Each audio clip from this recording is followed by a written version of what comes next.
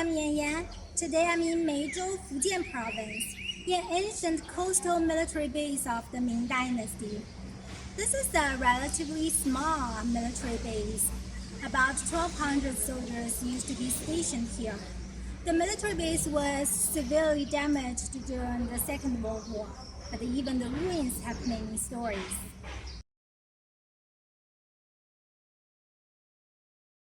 Puxi Castle is located in the Meizhou Bay to the north of the Meizhou Island. I dropped off at the castle on my way back from my trip to the Meizhou Island. Due to the COVID-19 pandemic, I haven't been able to travel abroad for a long time, but it gives me more time to explore my own country, especially the coastal part where I barely went before. The view is beyond my expectation. Stay tuned after the video about my trip to Meizhou Island. But in this video, let's continue the story of coastal castles in China and anti-piracy in the Ming Dynasty. The Puxi Castle is about 3 bus stops away from the dock. After I got off the bus station named after the castle, I saw this familiar structure, a horse face. It's usually located near the castle gate or in the corner of the castle wall. The Puxi Castle was severely damaged during the Sino-Japan War in the 20th century. Only a small section of the castle wall remains. I entered from where the remaining section starts. The first thing I came across was a temple. In all of the coastal castles, there are lots of temples of different folk religions. This is the castle wall. It's covered by bushes. The wall was made of earth in the beginning. This exposed section is a proof. Stone bricks were laid outside the earthen wall during later fortification. Residents have converted a section of the wall into a vegetable garden.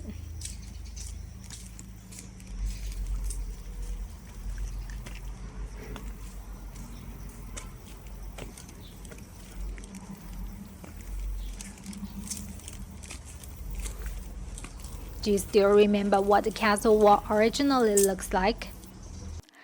This is the wall of the Chongwu Castle. There are 2 separate tracks for soldiers to be deployed and supplies to be transported. In the Puxi Castle, the tracks were turned into terraced vegetable field. Here is another modification. This is another temple. The open space in front of the temple was turned into a recreational square. A stage was built in the square. The section of the castle wall in front of the stage has been converted into the seating area of the outdoor theater. I can imagine the scenery of residents gathering here to celebrate Chinese New Year and other holidays. Below is the drainage of the castle. In front of the drainage, several stone steps were erected.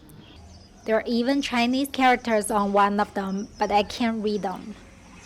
The stone steps were erected according to some folk religion to bless the residents of the castle to defeat the pirates. I'll continue walking on this road along the castle wall.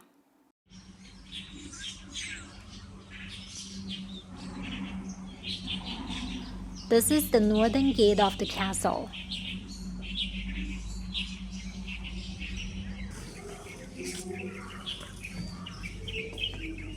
A tree is hanging on the wall of the enclosure outside the castle gate.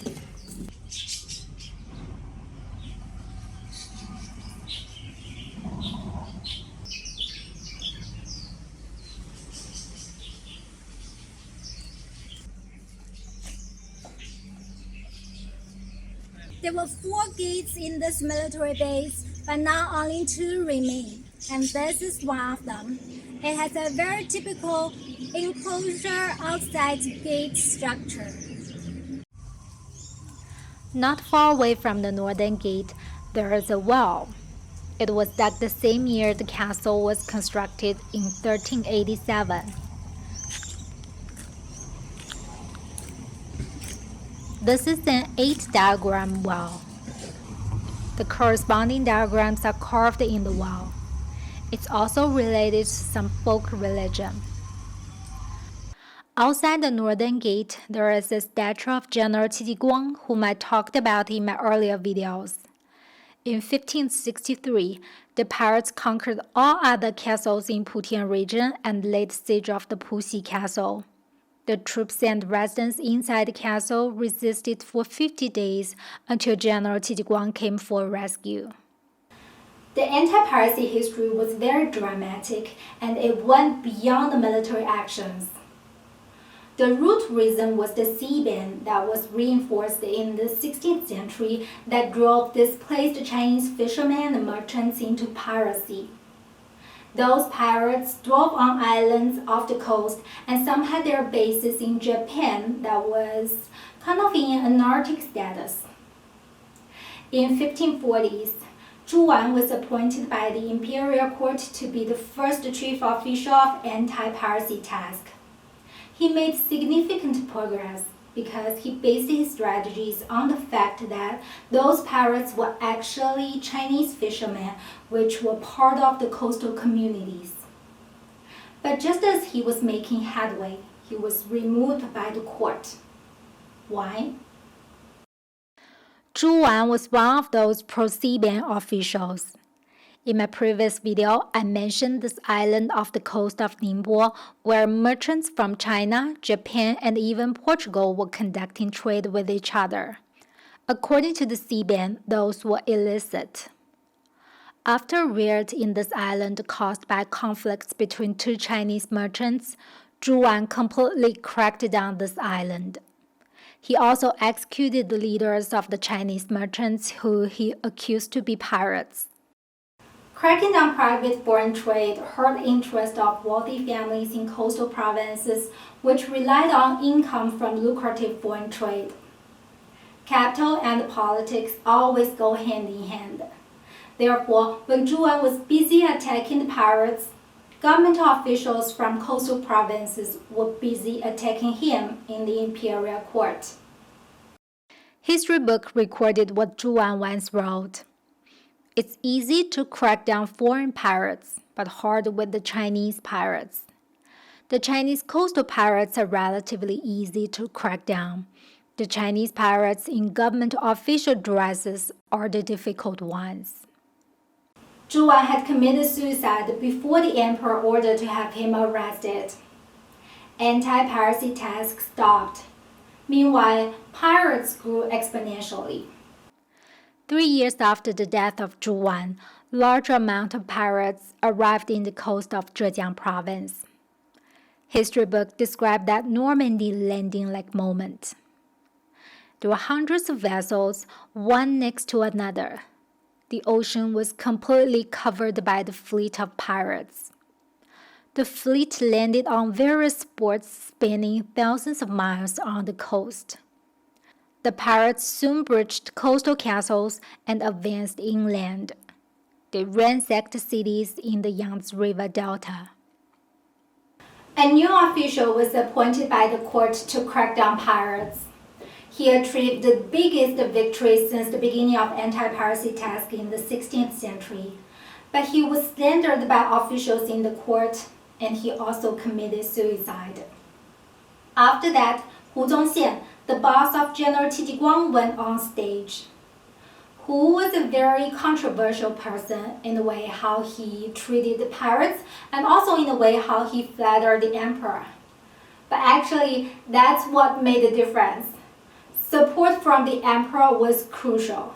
As Zhu Wan has pointed out, cracking down on pirates was relatively easy. It was the politics that was complicated. Therefore, with the support from the emperor, with his own talents, and with a group of talented generals, including General Guang, working under him, Hu was able to lead the Ming troops to make significant progress. Now let's walk back to the castle.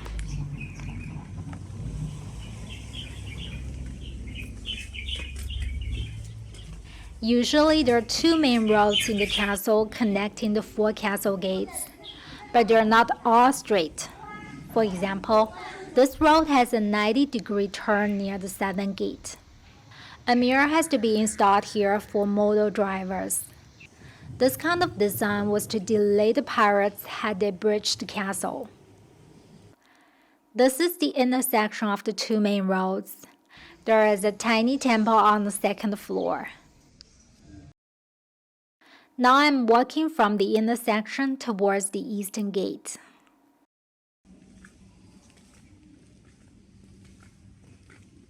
There are some very old houses on this road. Although modern buildings have replaced most of the houses in the castle, there are still traces related to the anti-piracy history. This stele in front of a mansion was erected in commemorate of General Hu Shouren, who worked under General Qi Guang and was the chief commander of Puxi Castle as well as the Meizhou Bay. In every coastal castle, there is a commanding center. This old house was the commanding center of the Puxi Castle. As I was walking on the main road, I was suddenly on a bridge. Although there's no water nearby, the vegetable field that's below the bridge looks really like a dried canal. An idea flashed in my mind. Was it related to the Watergate of coastal castles, which I put a question mark on in my previous video? This diagram of the castle shows there was indeed a canal here, and it was linked to the ocean outside the southern castle wall. There could be a Watergate in the southern castle wall, and vessels with supplies could get inside the castle from the Watergate via this canal. Unfortunately, the southern castle wall was completely demolished. I don't have any evidence to support my imagination. The eastern end of this road is paved with long stone slabs, and the road goes up to the eastern gate. There are records of residents rushing out of the castle from this road to fight the pirates.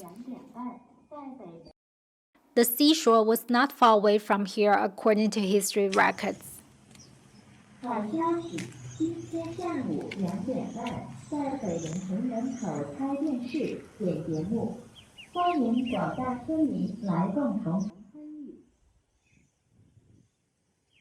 But now outside the eastern gate are commercial apartment buildings. Let's take a look at the map. This is the castle, although now only the northern and a portion of the eastern walls remain. These are obviously reclaimed land for commercial real estate purpose. I guess the original seashore should be somewhere here. The southern gate has been demolished, but is supposed to be here. A small gate was built in the place of the original southern gate.